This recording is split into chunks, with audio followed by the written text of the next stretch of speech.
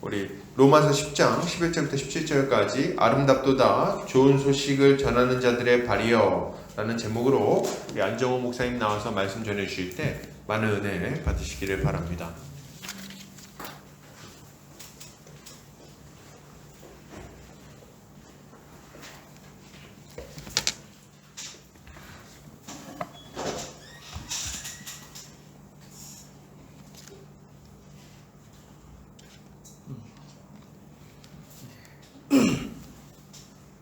우리 보금자리 교회가 공식적으로 얼마 전까지 한 10주 정도 전도 훈련을 했었죠.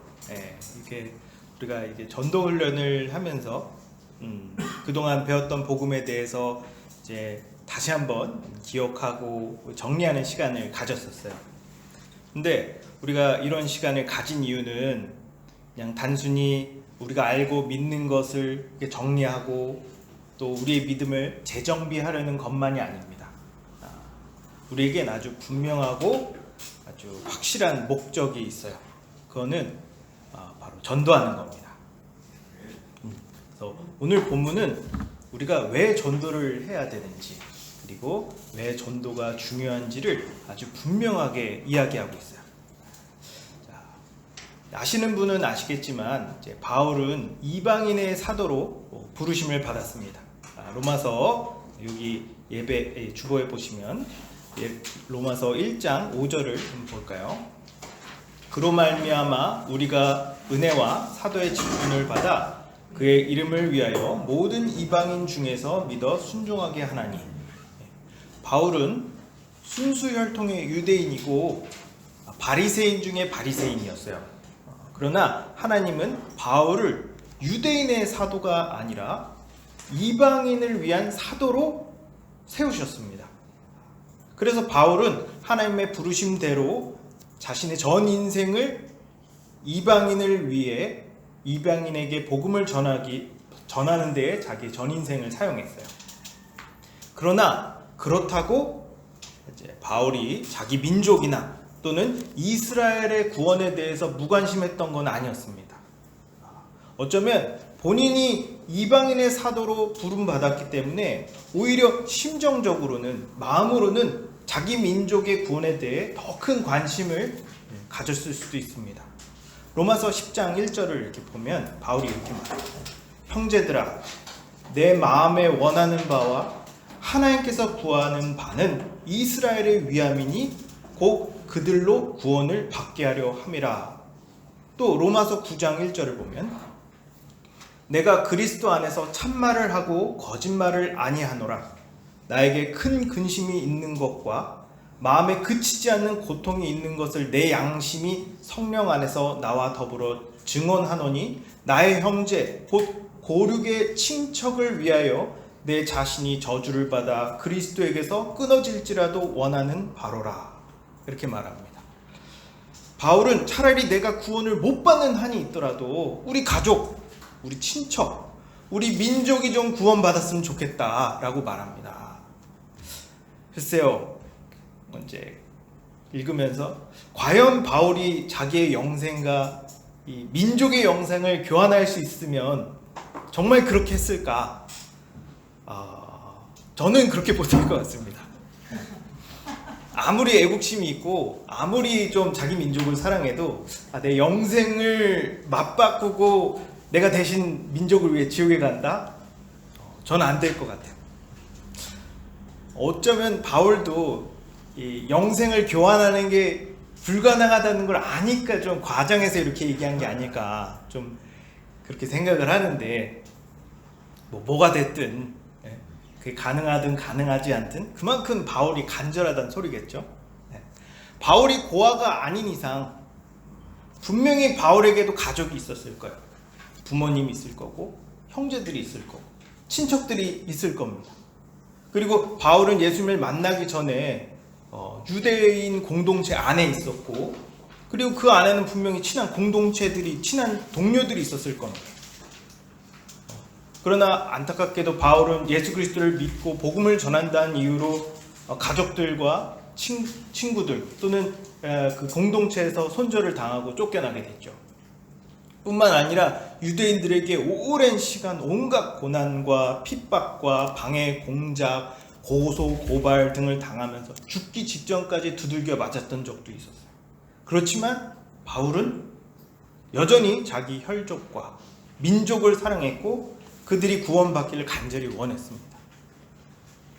여기 계신 분들도 내 가족이나 내가 속한 공동체 또는 주변 지인들 중에 복음을 믿지 않는 사람들이 있을 거예요. 오늘 본문은 바울이 자기 민족인 이스라엘을 전도하기 위해 어떤 마음과 어떤 태도로 임했는지 말하고 있어요. 오늘 말씀을 통해 우리도 우리 마음에 전도에 대한 열정을 불태우고 더 나아가 우리 마음에 품은 모든 사람을 전도하게 되기를 주님의 이름으로 축복합니다. 자, 우리가 복음을 전하다 보면 사람들이 복음에 대해 잘못 이해하는 경우가 많다는 걸 알 수 있습니다. 그런 오해들 여럿이 있겠지만 그것들 중에 하나가 하나님께서 이미 구원받을 사람을 이미 다 정해 놓으셨다 이렇게 생각하는 오해들이 있어요.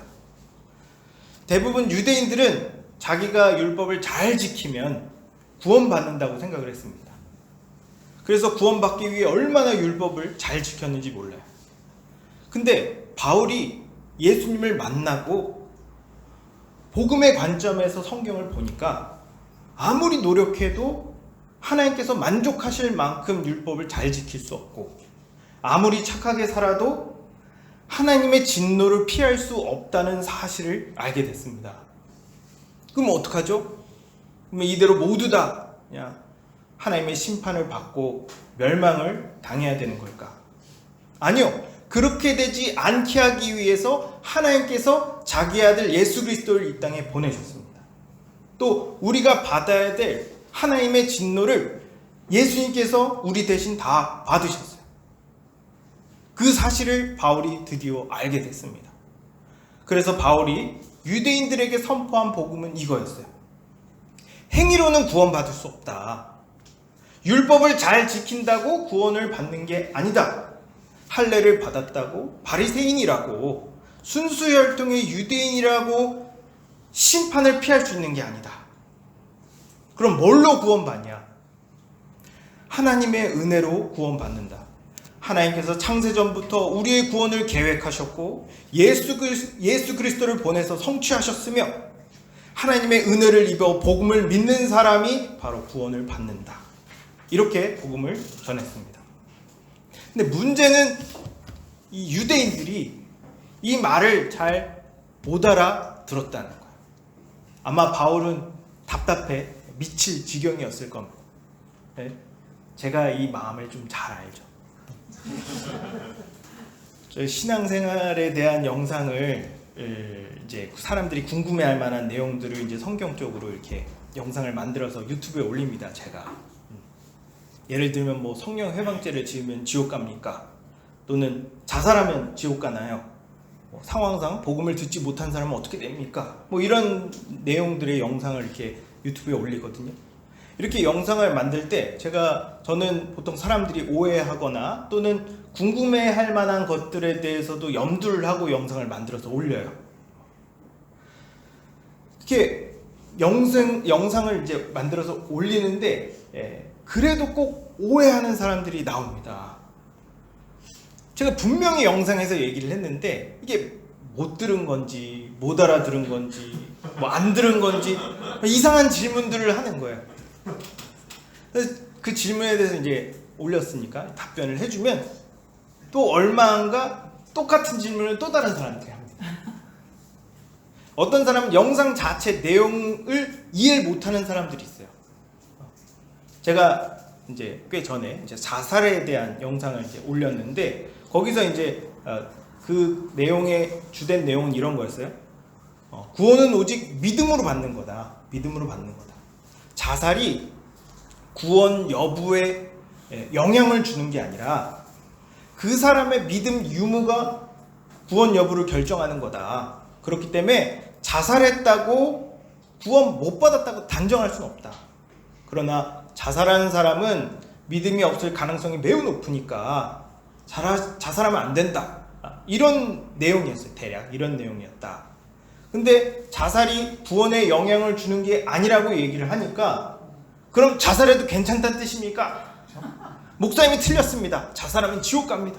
이렇게 댓글을 달더라고요. 어떤 사람은 썸네일만 보고 제 말을 오해합니다. 제 영상 중에 이제 통일교는 이단이 아닙니다 라는 썸네일이 있어요.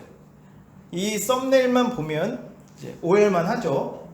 근데 영상을 보면 결국 통일교는 이제 이단이라고 말할 가치도 없는 사이비 종교다라는 내용이었어요. 근데 영상은 보지도 않고 썸네일만 보고 통일교는 이단입니다. 영상 내리세요. 이렇게 댓글을 다는 겁니다. 이런 일들이 몇 번 있다 보니까 그냥 썸네일을 바꿔버렸습니다.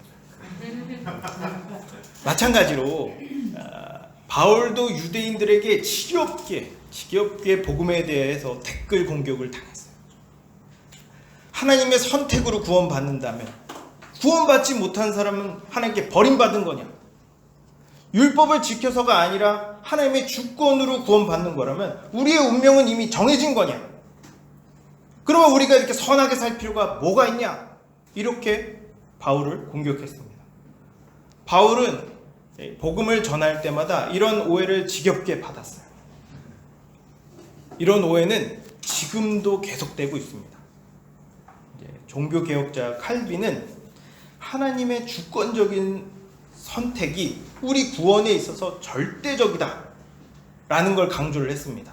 왜냐하면 무엇보다 일단 성경이 그렇게 강조하고 있고 그 당시 구원 받으려면 뭐 면죄부나 고해성사 그 외에 몇 가지 의식들을 치러야 받아야 구원받을 수 있다고 카톨릭에서 가르쳤기 때문이에요. 근데 이 칼빈의 이 추종자들 중에 일부가 이 말을 칼빈의 말을 오해를 해서 하나님께서 이미 천국 갈 사람과 지옥 갈 사람을 선택했고 이미 정했고 하나님께서 선택한 사람은 무슨 일이 있어도 그냥 복음을 믿고 천국 갈 거고 하나님께서 선택하지 않은 사람은 무슨 일이 있어도 천국 못 가고 복음을 믿지 못한다 이런 식으로 주장을 했습니다.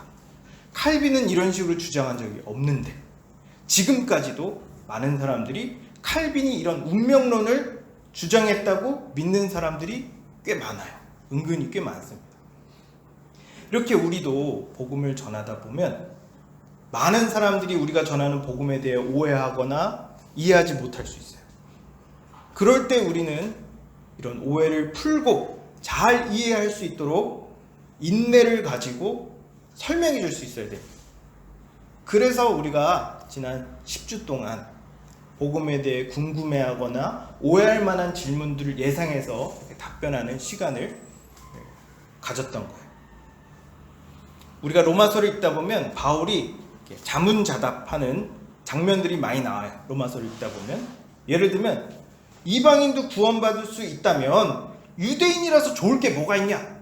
이런 질문에 바울은 유대인이라서 좋은 게 엄청 많다 이렇게 답변을 했고 행위가 아니라 은혜로 구원받는 거라면 거룩하게 살 필요 없이 그냥 죄 지어도 되는 거 아니냐 이렇게 질문을 했을 때 바울은 그렇지 않다. 절대 그럴 수 없다. 또 하나님 마음대로 구원받는 사람을 선택했다면 이거 불공정한 거 아니냐라는 질문에 바울은 전혀 그렇지 않다라고 답변을 했고요. 하나님께서 선택하셨다면 하나님께서 우리를 책망할 자격 없는 거 아니냐 이런 질문에도 바울은 네가 감히 뭔데 하나님께서 우리를 책망할 자격이 있냐 없냐를 얘기를 하냐라고 이렇게 혼자서 질문하고 혼자 답변했습니다. 이렇게 로마서에 나오는 여러 자문자답이 다 오랫동안 바울이 복음을 전하면서 끊임없이 받아왔던 질문이었어요. 바울은 사람들이 질문 또는 오해에 제대로 답변해 주기 위해서 오랫동안 노력했습니다. 왜냐하면 이런 잘못된 오해들이 그들이 복음을 믿는데 방해가 되기 때문이었어요. 마찬가지로 우리도 우리가 복음을 전하려는 사람에게 오해하지 않도록 분명하고 구체적으로 복음을 가르치기 위해 노력해야 돼요. 그러니 여러분 모두 복음을 구체적이고 분명하게 공부하는 여러분 되길 바랍니다. 근데 우리가 여기서 이제 특히 주목해야 될 거, 특이한 점은 유대인들이 왜 그렇게 바울이 전한 복음, 특히 하나님의 절대적인 주권에 심한 거부감을 가졌을까요?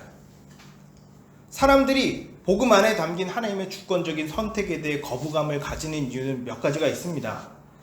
그 중에 하나가 자신의 무가치함, 그리고 자신의 무능력함을 인정하고 싶지 않아서요.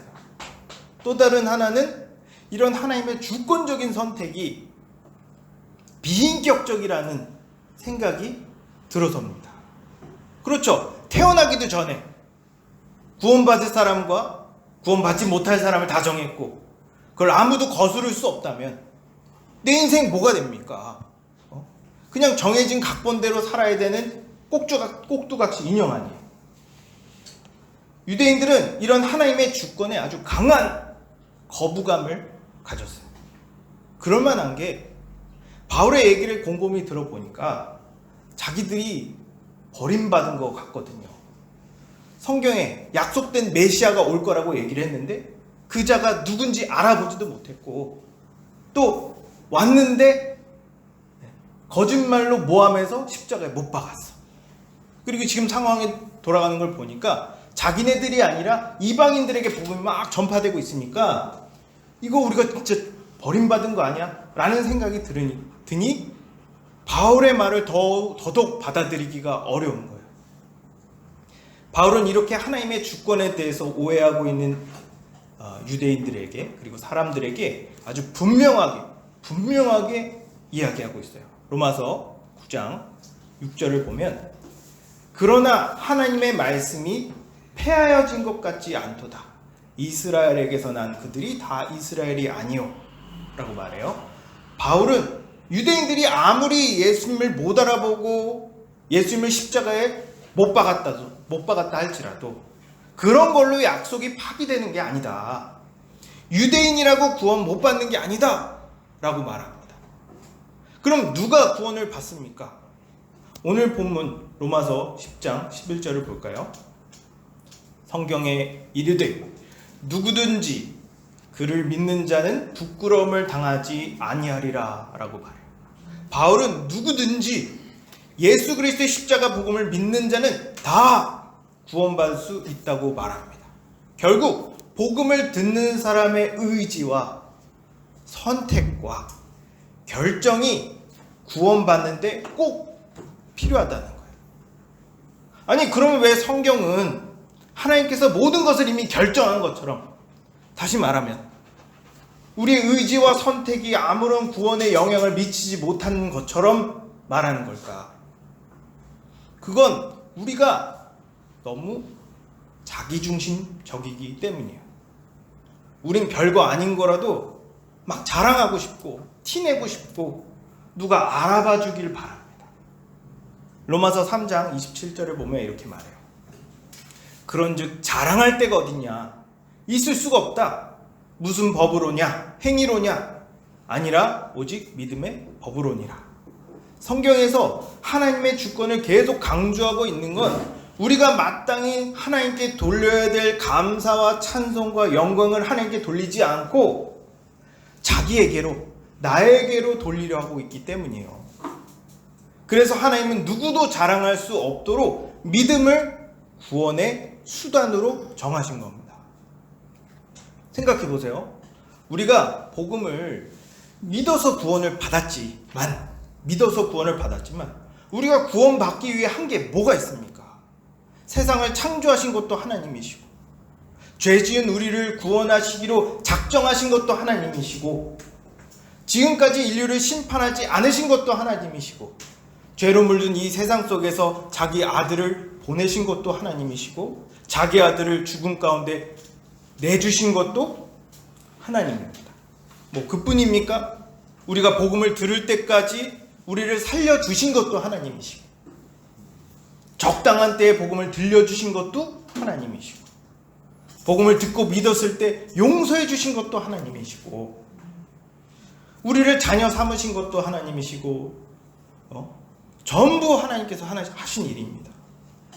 앞으로도 계속 해서 우리를 돌봐주실 것도 하나님이시고, 우리를 새하늘과 새 땅에 들여보내주신 것도 하나님이세요. 전부 하나님께서 하셨습니다. 우리가 한 거라곤 믿는 것, 그거 하나입니다. 거기다 그렇다고 이 믿음이 뭐 눈에 보이는 것도 아니에요. 그래서 자랑하기도 엄청 어렵습니다.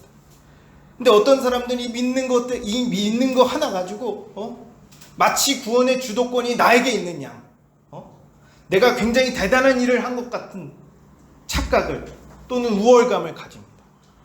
아무리 하나님이라도 내가 믿지 않으면 하나님도 날 구원할 수 없어. 내가 믿었으니까 구원받은 거 아니겠어? 내가 원래 복음 안 믿으려고 그랬거든. 근데 주변에서 막 믿으라고 이렇게 하니까 내가 지겨워서 믿어줬다. 내가 원래 불교 집안이야. 근데 종교를 바꾸면 아마 집에서 난리 날걸? 그럼에도 불구하고 내가 믿었다는 거 아니냐. 넌 죽었다 깨어나도 못해.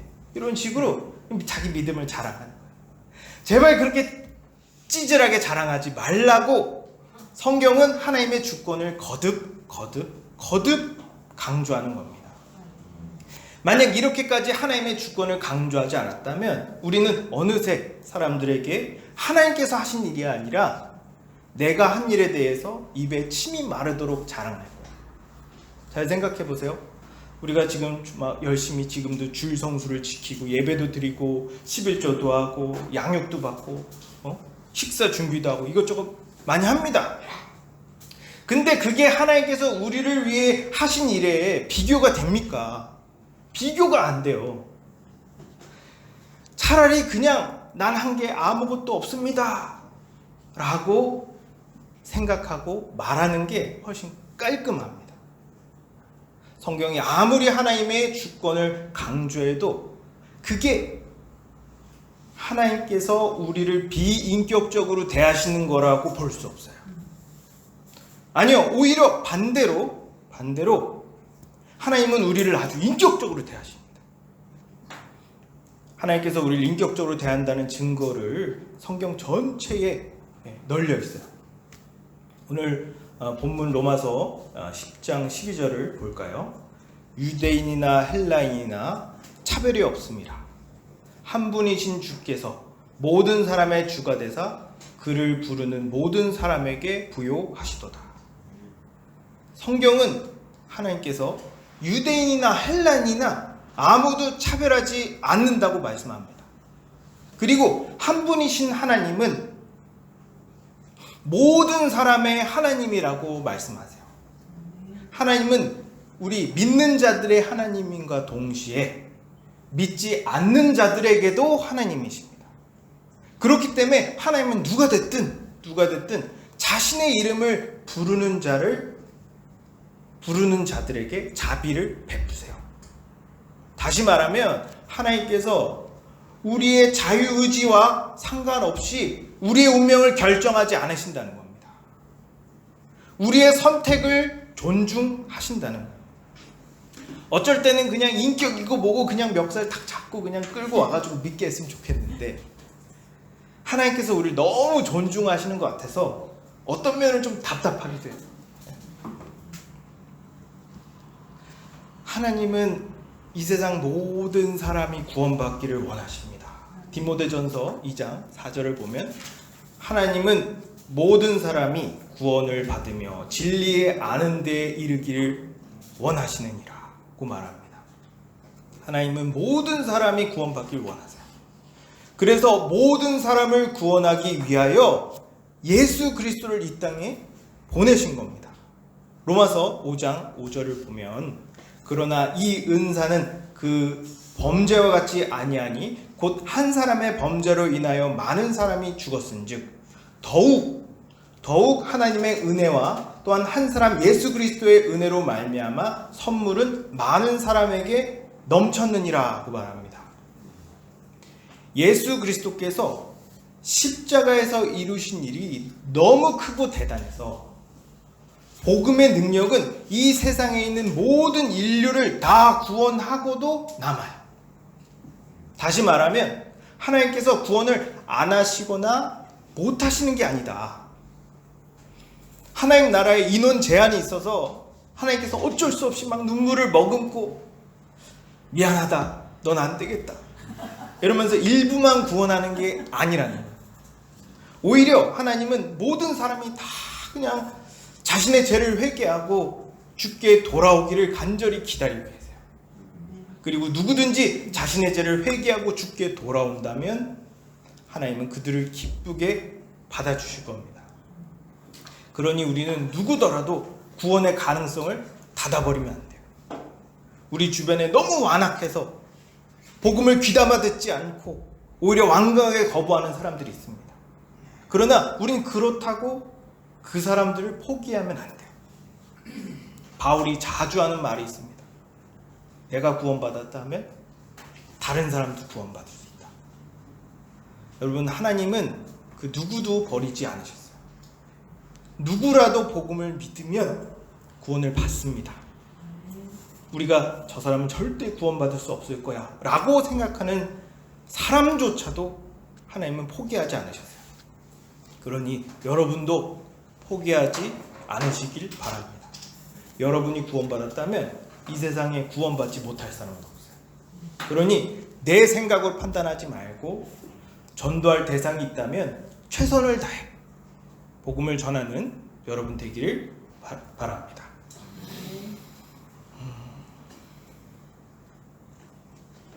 13절에 보면 누구든지 주의 이름을 부르는 자는 구원을 받으리라고 말합니다.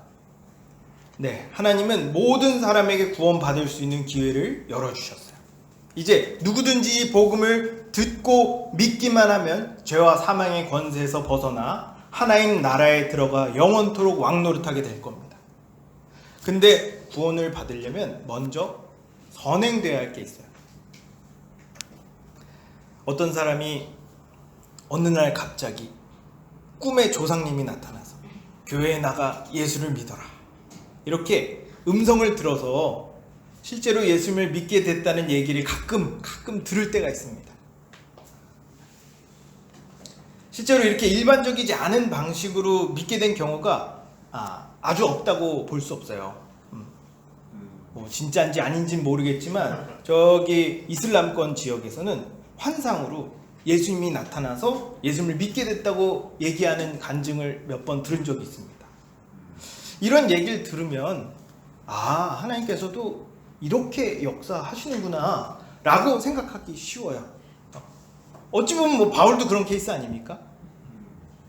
저는 이렇게 초월적이고 초자연적인 방식으로도 하나님께서 역사할 수 있다고 생각해요.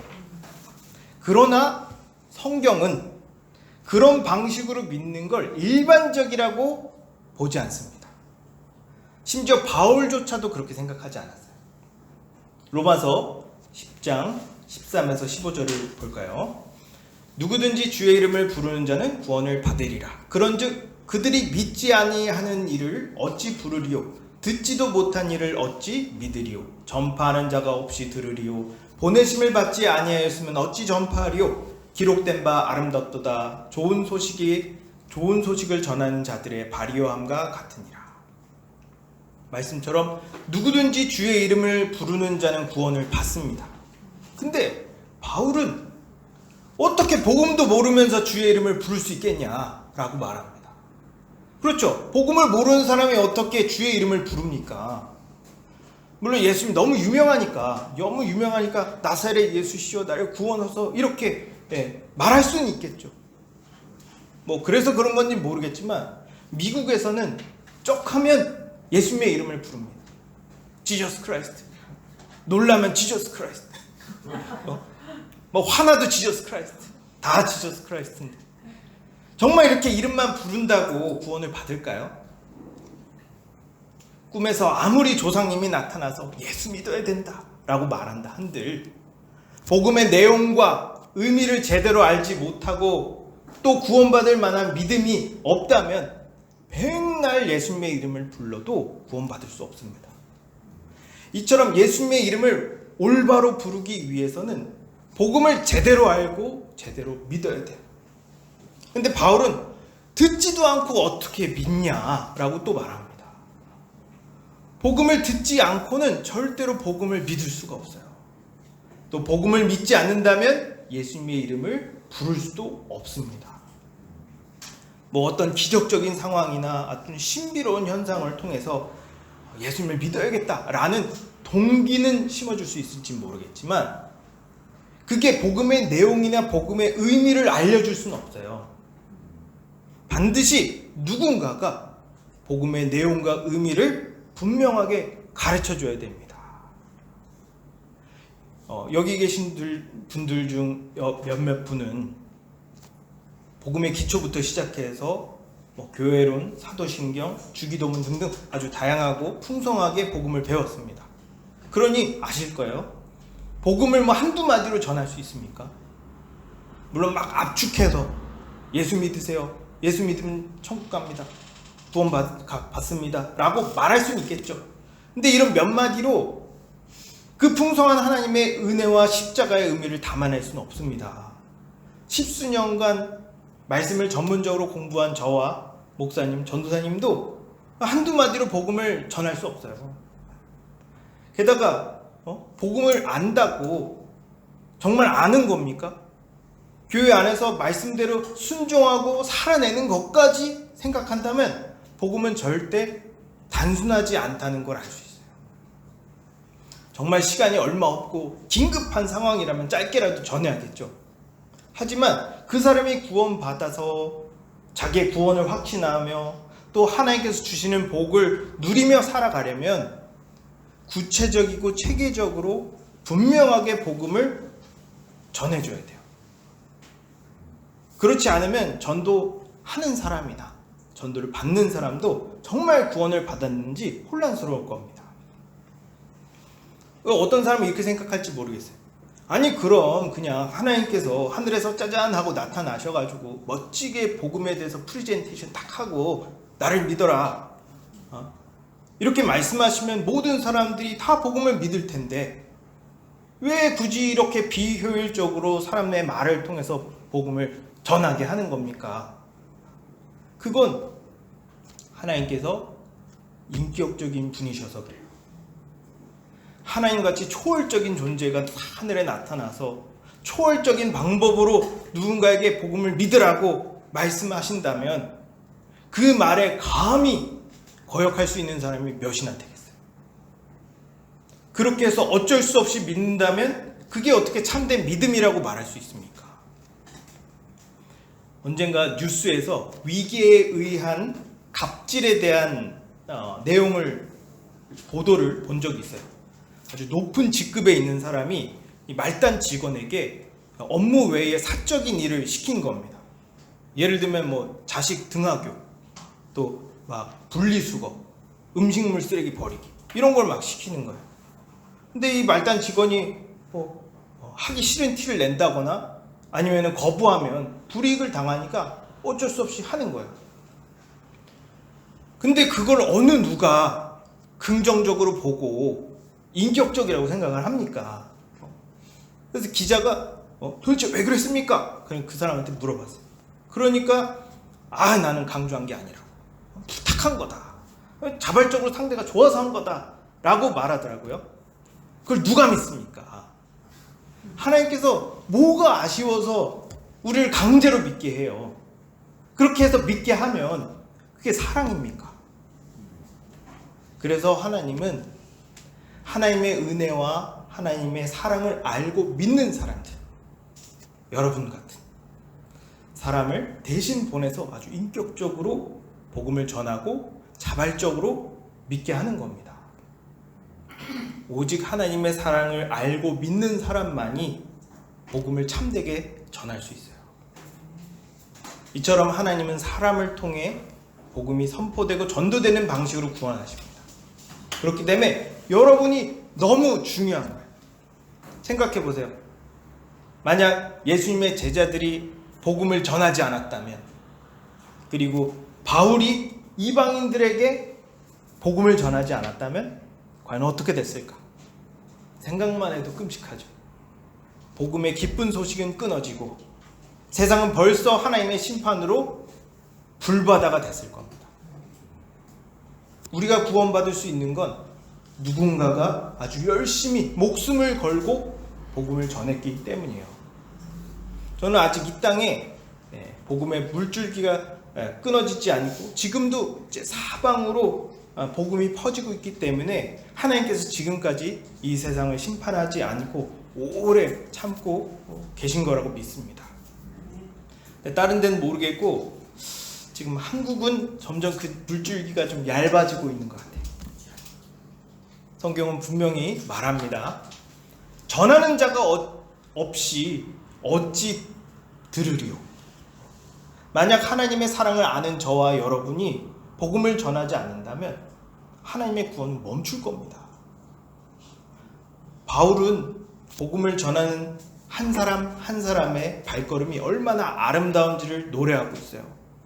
15절을 볼까요? 기록된 바 아름답도다. 좋은 소식을 전하는 자들의 발휘함과 같으니라. 저는 여러분들이 얼마나 중요한 위치에 있는지 좀 알았으면 좋겠습니다. 만약 이 땅에 그리스도인이 없다면, 그리고 이 땅에 더 이상 복음이 선포되지 않는다면 하나님께서 이 세상을 유지시킬 명분이 없습니다. 세상 사람들이 들으면 콧방귀를 뀌겠지만 하나님의 백성인 우리가 이 세상에 존재하기 때문에 세상이 지금 생명을 부지하고 있는 겁니다. 요즘 자연재해가 막 많이 일어나는데 저는 전도를 안 해서 이런가 이런 생각이 들어요. 이렇게 중요하고 가치 있는 일을 우리 주님께서 우리에게 맡기셨어요. 근데 내가 이 일을 소홀히 하고 뒷전으로 둔다면 이 세상에 구원받을 사람은 날마다 줄어들 겁니다. 저는 바울이 왜 이렇게 복음을 열심히 전하는가 한번 생각을 해봤어요. 여러 가지 이유가 있겠죠. 첫 번째로는 하나님께서 자신에게 베풀어 주신 은혜가 너무 크고 감사해서, 또 두 번째로는 자신이 이방인의 사도로 부름 받았다는 어떤 사명감이 있어서, 또 세 번째로는 이방인에 대한 빚진 마음이 있기 때문에 복음을 열심히 전하는 걸 겁니다. 근데 여기에 저는 한 개를 더 더하고 싶어요. 자기 혈족, 자기 민족을 구원하기 위해 더 열심히 복음을 전하는 겁니다. 로마서 11장 13에서 14절을 볼까요? 내가 이방인인 너희에게 말하노라. 내가 이방인의 사도인 만큼 내 직분을 영광스럽게 여기노니 이는 혹 내 고륙을 아무쪼록 시기하게 하여 그들 중에서 얼마를 구원하려 함이라고 말합니다. 바울은 자신이 유대인이든 이방인이든 가리지 않고 열심히 복음을 전하다 보면 결과적으로 내가 진정으로 구원하고 싶은 가족, 민족도 구원받지 않을까라고 생각한 것 같아요. 여러분에게도 전도해야 할 최우선 전도 대상자들이 있을 거예요. 저도 제 주변에 전도하고 싶은 사람이 있습니다. 근데 그 사람들을 어떻게 전도할까 이렇게 고민도 많이 해봤어요. 근데 생각보다 잘 안 되더라고요. 이럴 때 전도의 우선순위 이런 거 내려놓고 일단 가능한 사람들에게 복음을 전하십시오. 누구라도 복음 전할 기회가 있다면 주저하지 말고 복음을 전하세요. 내가 복음을 전하려는 그 사람이 누군가에게는 그토록 전도하고 싶어하는 사람일 수 있습니다. 반대로 나 말고 다른 사람을 통해서 내 가족, 내 친척, 내 친구들이 복음을 듣고 믿게 될 수 있어요. 하나님의 방식은 우리의 상상을 초월합니다. 하나님은 모든 사람이 구원받기를 원하세요. 근데 하나님은 그 사람들이 하나님의 진심을 알고 자발적으로 돌아오길 원하십니다. 그래서 저와 여러분을 세우신 거예요. 우리가 하나님의 사랑과 하나님의 은혜, 십자가 복음을 전하지 않고 가만히 있는다면 하나님은 아무도 구원하지 않으실 겁니다. 그러나 우리가 복음을 열심히 전하고 그들을 위해 기도한다면 하나님도 그들에게 큰 은혜를 베풀어 주실 거예요. 그러니 마치 내 손에 지구의 운명이, 내 손에 인류의 운명이 달렸다고 생각하고 열심히 전도하시는 여러분 되시기를 주님의 이름으로 축복합니다. 하나님은 자신의 이름을 부르는 모든 사람을 구원하세요. 그러나 주님의 이름을 부르려면 복음을 들어야 됩니다. 그리고 복음을 듣고 믿으려면 복음을 전해주려는 사람이 있어야 돼요. 하나님은 복음을 전하는 자로 저와 여러분을 세우셨습니다. 그렇기 때문에 우리에게 맡겨진 이 사명이 얼마나 귀하고 얼마나 가치 있으며 얼마나 아름다운지를 알고 복음을 열심히 전해야겠어요. 근데 우리가 복음을 아무리 열심히 전해도 그게 100% 구원으로 이어지지 않을 수 있습니다. 16절을 볼까요? 그러나 그들이 다 복음을 순종하지 아니하였도다. 이사야가 이르되 주여 우리가 전한 것을 누가 믿었나이까 하였으니. 우리가 복음을 전할 때 복음을 믿는 사람도 있고 또 안 믿는 사람도 있을 거예요. 저도 다양하게 복음을 전하려고 복음을 전하고 다양한 사람들에게 복음을 전하고 가르쳐 봤습니다. 근데 아직도 어떻게 해야 믿게 할 수 있는지 모르겠어요. 예전에 아주 머리도 좋고 똑똑하고 말도 잘 알아듣는 형제가 있었습니다. 그래서 아주 공을 들여가지고 복음을 가르쳤어요. 근데 거의 막판에 가서 하는 말이 뭔 얘기인지는 알겠는데 믿어지지 않는다 이렇게 얘기를 하더라고요. 김이 팍 샜어요. 근데 반대로 이해력이 좀 떨어지고 말도 잘 안 듣는 형제가 있었는데 그 친구에는 그냥 대충 가르쳤습니다. 근데 너무 쉽게 믿는 거예요. 이게 뭔지 우리가 복음을 전할 때 확실히 해야 될 게 있습니다. 나의 구원이 내 힘과 능력으로 얻어지지 않는 것처럼 전도도 내 힘과 능력으로 되는 게 아니다. 모든 것이 전적인 하나님의 주권이자 은혜라는 걸 인정해야 됩니다. 만약에 우리의 노력과 헌신으로 다른 사람의 구원을 얻을 수 있다면 어떻게 될까? 우리는 매 순간순간 전도에 대한 중압감 때문에 숨을 못 쉴 거예요. 밥 먹는 시간에도, 잠자는 시간에도, 일하는 시간에도, 이렇게 예배 드리는 시간에도 복음을 전해야 된다는 생각에 사로잡힐 거예요. 물론 복음을 전해야 한다는 생각은 당연한 거고 좋은 생각이지만 이거에 대한 집착이 생기는 순간 자기의가 되고 우리의 기쁨은 사라지게 됩니다. 게다가 누군가 복음을 듣고도 믿지 않는다면 내가 복음을 제대로 전하지 않아서, 내가 그만큼 본을 보이지 못해서, 내가 그만큼 열심히 하지 못해서 그러는 거라고 죄책감이 들 거예요. 어느새 전도는 심한 스트레스가 되고 무거운 짐이 되어 있을 겁니다. 이때 전도의 주체가 하나님이심을 인정하는 게 우리에게 자유와 평안을 가져다 줘요. 성경은 우리가 얼마나 많이, 얼마나 자세하게 복음을 전하느냐가 구원의 결정적인 이유라고 말하지 않습니다. 구약의 엘리야, 엘리사, 이사야, 예레미야 같은 선지자들을 보면 어떻게 저렇게까지 하지? 라고 생각이 들 정도로 적극적으로 이스라엘 백성에게 경고하고 하나님의 뜻이 무엇인지 선포했어요. 그럼에도 불구하고 이스라엘 민족은 안 믿었습니다. 예수님 시대에도 그렇게 허다한 무리가 예수님 앞에서 복음을 예수님께 직접 들었는데 마가 다락방에 모인 인원은 120명 뿐이었어요. 우리 중에 예수님보다 더 자세하게 분명하게 복음을 전할 수 있는 사람이 있나요? 있다고 생각하는 사람이 있다면 회개하시기 바랍니다.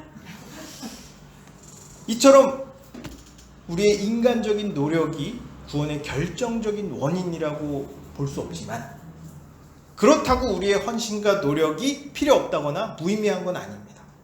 오히려 우리는 구원이 전적으로 하나님의 주권에 달려있기 때문에 부담 없이 적극적으로 또 기쁨으로 복음 전파에 힘쓸 수 있어요. 왜죠? 왜일까? 하나님이 좋으신 분이시기 때문입니다. 전도서에 보면 만사의 때가 있다고 말해요. 전도서 3장 1절을 볼까요? 범사에 기한이 있고 천하 만사가 다 때가 있나니. 이처럼 우리 인생에는 좋을 때가 있고 나쁠 때가 있습니다. 여러분들은 지금 어떤 때인가요? 좋은 때인가요? 나쁜 때인가요? 중요한 건 하나님께서 이 모든 때를 종합하셔서 결국 선을 이루신다는 겁니다. 이게 우리가 전도를 멈추지 말아야 되는 이유예요.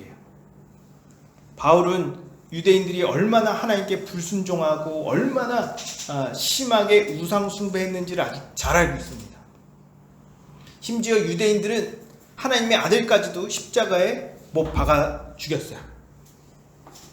인간적으로 생각하면 진작에 불과 유황으로 멸망받아야 됐는데, 우린 지난주에 사사시대의 유대인들이 이방인 이스라엘 민족이 얼마나 추악하게 행동했는지를 들었습니다. 그런 민족임에도 불구하고 바울은 자기 민족이 구원받을 걸 기대했어요. 어째서 그럴 수 있을까? 바울이 구원받았기 때문입니다.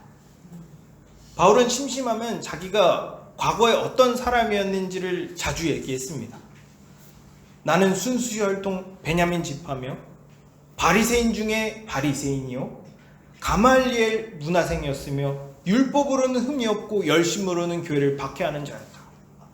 이게 얼핏 들으면 자기 자랑하는 것처럼 들리지만 이게 자랑이 아닙니다. 자기가 얼마나 심판받기에 합당한 사람이었는지를 말하는 거예요. 이런 내가 구원받았다는 건 하나님께서 자기 민족을 포기하지 않으셨다는 아주 강한 증거가 돼요. 처럼 내가 구원받았다는 건 내 가족, 내 친척들이, 내 지인들을 하나님께서 포기하지 않으셨다는 아주 강력한 증거가 됩니다. 그렇지 않나요? 왜 나를 하나님께서 구원하셨을까? 내 주변 사람들을 전도하라고 구원하신 겁니다. 그러니 여러분 희망을 가지고 기쁘게 전도하시기 바랍니다. 열심히 전도하시길 바라요. 그럼 우리 주님께서 합력하여 선을 이루어 주실 겁니다. 어떻게 전도해야 될까? 성경은 너무 확실하고 분명하게 이야기하고 있어요. 로마서 10장 17절을 볼까요? 그러므로 믿음은 들음에서 나며 들음은 그리스도의 말씀으로 말미암았느니라. 그리스도의 말씀을 최대한 많이 듣게 하는 거예요. 알죠? 그거 누가 모릅니까? 근데 듣기 싫어하잖아요. 안 듣겠다는데 어떡합니까? 그럼 어떻게 하죠? 내 인생 전체가 말씀이 되면 됩니다. 내 생각, 내 습관, 내 말투, 내 성격, 내 행동 하나하나가 그리스도를 닮으면 돼요. 그럼 듣지 않아도 눈으로 보게 됩니다. 물론 복음은 말로 명확하고 구체적이며 체계적으로 선포돼야 돼요. 그러나 의사 전달에 있어서 비언어적인 요소가 굉장히 큰 비율을 차지해요. 어떤 사람은 비언어적인 요소, 말 말고 이런 행동들, 이런 요소가 의사소통에 있어서 90% 이상을 차지한다고 주장합니다. 아무리 말을 논리적이고 체계적으로 전한다 하더라도 이 복음의 메시지와 내 삶이 일치하지 않는다면 그만큼 빈약한 복음이 되는 거예요. 반면 내가 전하는 복음과 내 삶이 일치하는 만큼 더 정확하고 더 풍성한 복음이 됩니다. 그러니 입으로만 복음을 전하지 마시고 입뿐만 아니라 행동으로도 복음을 전하시기 바랍니다. 더 나아가 나 혼자만 예수님을 드러내는 게 아니라 우리 교회 전체가 예수님을 드러내야 돼요. 복음을 전한다는 건 단순히 복음의 정보만 전달하는 수준에서 그치면 안 돼요. 말씀이 진짜며 실제로 이 복음으로 살아갈 수 있음을 눈으로 보여줄 수 있어야 됩니다. 제가 아는 동생이 교회를 다니다가 교회를 떠나게 됐어요. 그래서 제가 막 설득도 하고 주일날 찾아가서 이렇게 교회로 데리고 왔죠. 함께 예배를 드리는데 뭐 잘 드리더라고요. 제가 소그룹을 인도하는 소그룹 리더를 한 동안에는 계속 꾸준히 나왔습니다. 근데 제가 이제 청년들 관리하는 리더를 맡게 되고 그 친구를 다른 리더에게 맡기고 신경을 오래 못 쓰니까 얼마 안가 교회를 다시 떠나더라고요. 그때 약간 좀 현타가 왔어요. 열심히 전도하면 뭐하나, 데려와도 아무도 신경 안 쓰는데. 전도는 개인 사역이 아닙니다. 우리 모두의 사역이에요. 한 사람이 복음을 듣고 믿어 거룩한 하나님의 백성으로 자라는데 많은 사람의 도움이 필요합니다. 오늘날 왜 출산율이 이렇게 바닥을 칠까? 부부 두 사람이 온전히 아이를 키우는 게 너무너무 힘들기 때문이에요. 과거에는 어린이집이 없어도 동네 사람들이 돌아가면서 애들을 봐줬습니다. 근데 지금은 아이를 낳으면 부부 두 사람이 온전히 아이 육아에 전념해야 돼요. 전부 떠나야 됩니다. 이러니 아이를 안 낳으려고 하죠. 전도도 마찬가지. 전도에서 교회 데려오면 뭐합니까? 신앙이 건강하게 자랄 수 있는 환경이 조성되지 않으면 뭐 얼마 있다가 다시 떨어져 나갈 텐데. 그렇게 되지 않으려면 교회 전체가 새 생명이 건강하게 자랄 수 있도록 함께 노력해야 돼요. 교회 전체가 하나님의 초월적이고 하나님의 충만하며 아름다운 모습을 맛보게 해줄 수 있어야 됩니다. 이건 뭐 교회 외관이나 시스템, 규모, 재정을 얘기하는 게 아니에요. 교회 안에 하나님의 말씀이 온전하게 선포되어지고 모든 성도들이 그 말씀을 기쁘게 받아들이며 기쁨으로 순종하고 하나님 각자의 은사에 따라 서로를 사랑하고 섬기는 겁니다. 저는 우리 보금자리 교회가 여기 계신 성도들 모두가 그리스도의 충만함을 잘 드러내고 있다고 생각해요. 그래서 너무 기쁘고 감사합니다.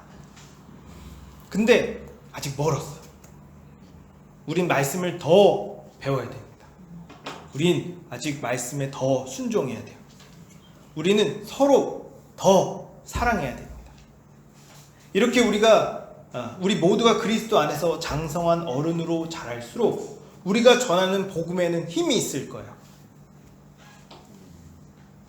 그리고 전도한 사람들이 교회 안에서 신령한 젖을 먹고 성도들의 돌봄을 받으며 건강하게 무럭무럭하게 자라는 그런 교회가 될 겁니다. 이렇게 우리의 말과 행동 그리고 교회로 그리스도의 말씀을 더 풍성하게 드러내는 여러분 되기를 주님의 이름으로 축복합니다. 말씀을 마무리하겠습니다.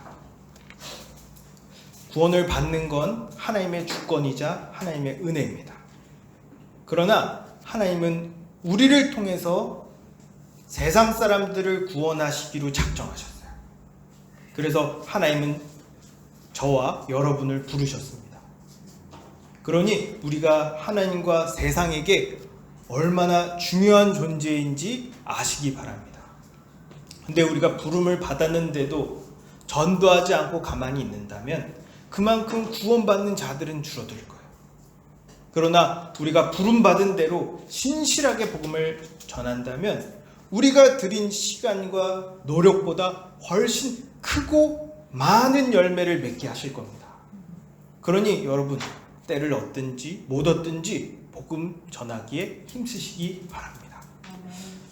혹 생각대로 사람들이 잘 믿지 않더라도 낙심하지 마십시오. 우리가 할 일은 부름 받은 대로 복음을 전하는 거야. 말씀 배우기에 힘쓰고 말씀으로 살아내기에 힘쓰고 그리스도의 몸된 교회가 되기에 힘쓰십시오.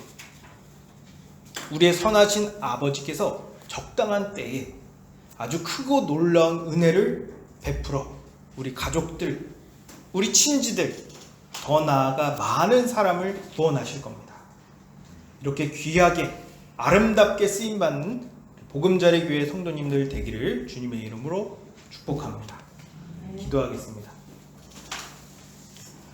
좋으신 하나님 아버지, 하나님은 모든 사람들을 사랑하시고 모두가 구원받기를 원하십니다. 그러나 세상은 이런 아버지의 사랑을 모르고 하나님의 은혜를 오해하며 조롱하고 있습니다. 그러나 이들을 구원하기 위해 주께서 우리를 부르셨습니다. 이렇게 귀하고 아름다운 사역을 맡겨주심에 감사합니다.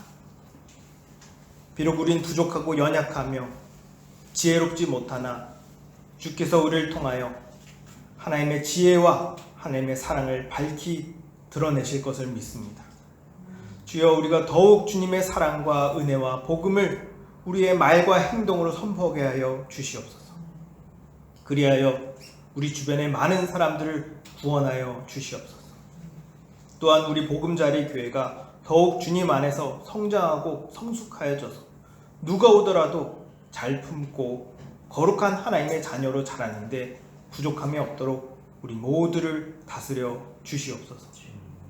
주께서 그리하실 걸 믿사오며 우리 주 예수 그리스도의 이름으로 기도합니다. 아멘.